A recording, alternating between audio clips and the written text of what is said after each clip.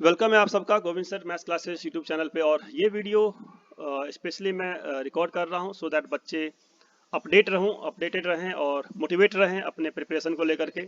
उन्हें पता होना चाहिए कि भाई अगर आप एनआईटी में एडमिशन लेना चाहते हैं तो क्या क्या बेस्ट ऑप्शन है और किस रैंक तक आपको अच्छा एनआईटी मिल जाएगा। तो मैं एनआईटी दुर्गापुर की बात कर रहा हूँ क्योंकि एनआईटी दुर्गापुर जो बच्चे वेस्ट बंगाल के लिए हैं उनके लिए नंबर 1 ऑप्शन रहता है एनआईटी दुर्गापुर। और जो बच्चे बिहार के हैं या जो बच्चे उड़ीसा के हैं उनके लिए भी बहुत ही अच्छा ऑप्शन है।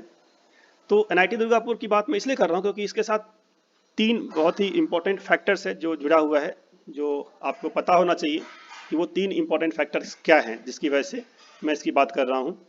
तो उन 3 फैक्टर में सबसे फर्स्ट फैक्टर है, the very first factor is कि ये टॉप 10 एनआईटी में आता है। पहली बात तो ये कि टॉप 10 एनआईटी में इसका रैंकिंग होता है, ठीक है, टॉप 10 एनआईटी।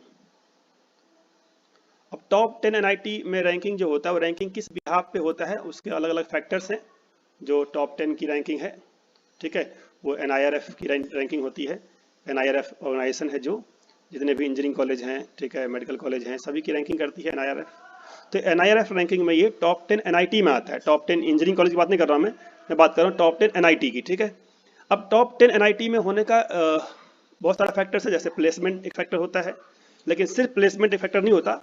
प्लेसमेंट के साथ साथ उसका जो फैकल्टी स्ट्रेंथ है या फिर जो एकेडमिक स्ट्रेंथ है, उसके बाद जो उसका आरएनडी है, कॉलेज का आरएनडी डिपार्टमेंट है, कॉलेज का जो आप कह सकते हैं इंफ्रास्ट्रक्चर है। तो बहुत सारी बातें होती है, इंफ्रास्ट्रक्चर, एकेडमिक, आरएनडी, प्लेसमेंट, इन सब के हिसाब से वो रैंकिंग करती है एनआईआरएफ। और उस रैंकिंग में टॉप 10 में एनआईटी दुर्गापुर आता है। पहली बात तो ये है इसका इंपॉर्टेंस। दूसरा इंपॉर्टेंट फैक्टर इसका है लो कट ऑफ। लो कट ऑफ, अब आपके मन में आ रहा है लो कट ऑफ है तो क्या कॉलेज अच्छा नहीं है?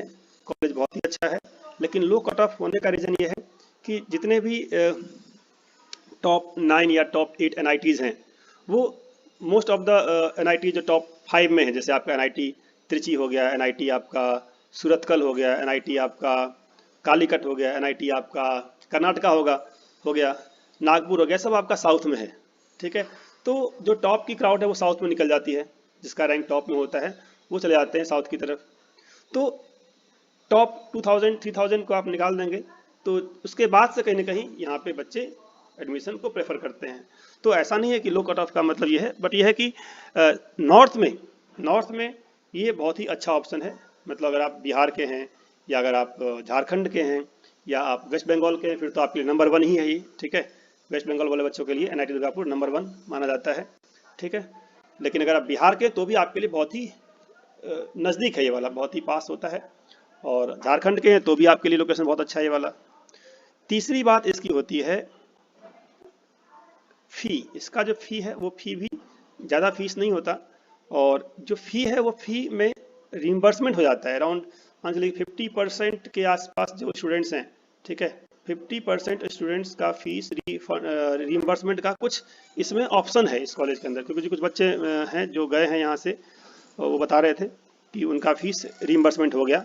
डिटेल्स अगर आपको जानना है कि कितना फ़ी रिम्बर्स होता है, किन फैक्टर्स पे होता है, तो वो यहाँ पे JEEmains.in वेबसाइट से मैंने डाटा लिया है।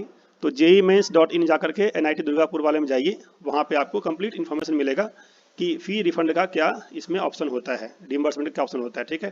तो ये 3 फैक्टर्स हैं। और अब जान लीजिए कि परसेंटाइल आपका क्या होना चाहिए, कि अगर आपको इसमें चाहिए एडमिशन तो क्या परसेंटाइल होना चाहिए। ये जो आपका रैंकिंग है ये अदर स्टेट वाले बच्चों का रैंकिंग है, ठीक है। और अदर स्टेट और होम स्टेट 2 रैंक होता है। रैंक तो एक ही होता है, लेकिन उसमें क्या है, अगर आप होम स्टेट के हैं तो होम स्टेट वाले बच्चों के लिए ज़्यादा इजी होता है as compare to other state वाले बच्चों के लिए, ठीक है। जैसे मान लीजिए अगर आप वेस्ट बंगाल के हैं तो वेस्ट बंगाल वाले बच्चों के लिए ज़्यादा इजी होगा admission in NIT Durgapur as compare to बाहर वाले बच्चों के लिए, क्योंकि उनके लिए 50% रिजर्व होता है। जो बच्चे वेस्ट बंगाल के हैं उनका 50% रिजर्वेशन है। अब यहाँ पे एक सिंपल सा आपको बता रहा हूँ इन्फॉर्मेशन जनरल, कि अगर ये 6th राउंड का डाटा ये वाला है, ठीक है, ये 6th राउंड का डाटा था, ये 6th राउंड का जो काउंसलिंग है उसमें ओपनिंग रैंक था 5000 और क्लोजिंग रैंक 8000, मतलब 5000 से 8000 तक रैंक वाले बच्चों का भी एडमिशन हो गया था CS ब्रांच ब्रांच के अंदर, ठीक है। अगर कोई बच्चे 5000 रैंक में था उसका भी एडमिशन हुआ था। और इलेक्ट्रॉनिक्स में देखिए 9 to 13 था, और ये जनरल का है, ये रैंक इसका है, ये रैंक आपका जनरल कैटेगरी का है, ठीक है। अगर आपको ओबीसी का देखना है, आपको एससी का देखना है, एसटी का देखना है, तो आप जाके जेईई मेंस वाले में देखेंगे, वहाँ सारा मिल जाएगा। यह पर्पस क्या है? पर्पस ये है कि आपको मैं अवेयर कराऊँ कि रैंक का और परसेंटाइल का क्या रिलेशन है, ठीक है। तो अगर आपका रैंक 9000 से 13000 है तो भी आपको मिलने के चांसेस थे इलेक्ट्रॉनिक्स एंड ये 15,000 से 18,000 तक अगर आपका रैंक था तो था इलेक्ट्रिकल इंजीनियरिंग का था ये, और मैकेनिकल के लिए क्या था 15 to 25। अब समझिए ये रैंक था आपका अदर स्टेट वालों का। यही रैंक अगर आप जाएंगे होम स्टेट वाले में, तो होम स्टेट में हर एक में आप 2000 से 3000 तक ऐड कर लीजिए। मतलब अगर आपका वेस्ट बंगाल के बाहर हैं तो 6000 के अराउंड रैंक होना चाहिए। तो अगर आप वेस्ट बंगाल के हैं तो होम स्टेट वालों का ये जो हो जाएगा, ये हो जाएगा अराउंड, मान चलिए कि 7500 लिख के चल सकते हैं आप, ठीक है ना। और यहाँ पे 8 को कर सकते हैं आप 10,000 समथिंग। ये अप्रोक्सीमेट बता रहा हूँ मैं, एग्जैक्ट डाटा थोड़ा सा डिफर कर सकता है। इसका मतलब ये हुआ कि देखिए यहाँ पे ये जो 13,000 है, यहाँ पे क्लोजिंग रैंक ये 13 से 15 चला जाएगा, ठीक है। होम स्टेट वालों के लिए मतलब 15,000 रैंक तक भी आपको इलेक्ट्रॉनिक्स मिल सकता है। 18 से आप 20 मान लीजिए, 20 से 22 मान लीजिए, ठीक है। और यहाँ 25 को आप 27 मान लीजिए, ठीक है। तो ये रैंक्स आपको, अगर मतलब पॉइंट ये है कि अगर आपका रैंक विदिन 25,000 है तो आपको मैकेनिकल इंजीनियरिंग तक मिल जाएगा, ठीक है। अगर आप बॉयज़ हैं तो गर्ल्स के लिए और बेटर ऑप्शन है। गर्ल्स के लिए यही रैंक जो 26,000 25,000 है लास्ट वाला मेरे ख्याल मैकेनिकल का, वो 30,000 तक होगा तो भी उनको मिल जाएगा एडमिशन।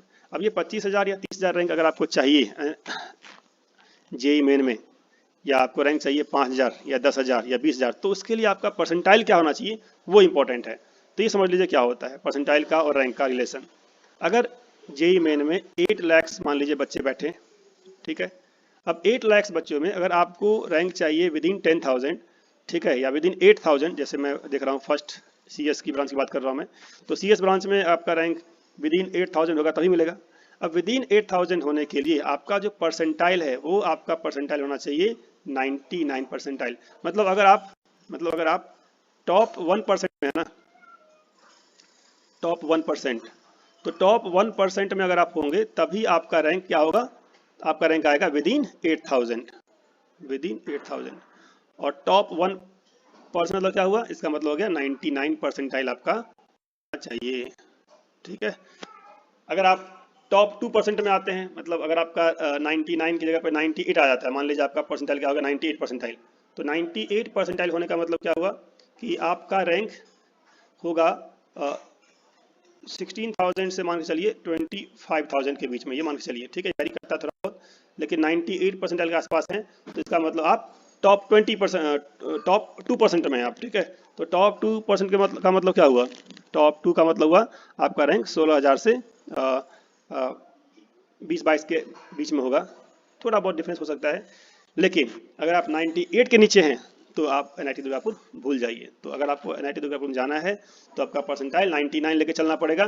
थोड़ा बहुत ऊपर नीचे होगा 98 पॉइंट समथिंग, 98.5, तो भी आपको एडमिशन मिल जाएगा। सीएस के लिए 99 परसेंटाइल से नीचे कोई ऑप्शन नहीं है, ठीक है। अगर आपको सीएस ब्रांच चाहिए तो अपना परसेंटाइल 99% रखना पड़ेगा। तो जल्दी से जल्दी अपने प्रिपरेशन को एग्रेसिव कीजिए। अगर कोई टेस्ट सीरीज ज्वाइन नहीं किया है तो फटाफट टेस्ट सीरीज ज्वाइन करिए, क्योंकि टेस्ट सीरीज ही एक ऐसा ऑप्शन है जो आपको कनेक्ट रखेगा, आपको मोटिवेट रखेगा, आपको रेगुलर रखेगा, आपको कंसिस्टेंट रखेगा, ठीक है। तो होप आपको इन्फॉर्मेशन समझ में आया होगा कि क्यों मैं ये एनआईटी दुर्गापुर की बात कर रहा हूँ।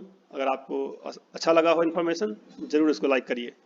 Thank you very much, bye bye.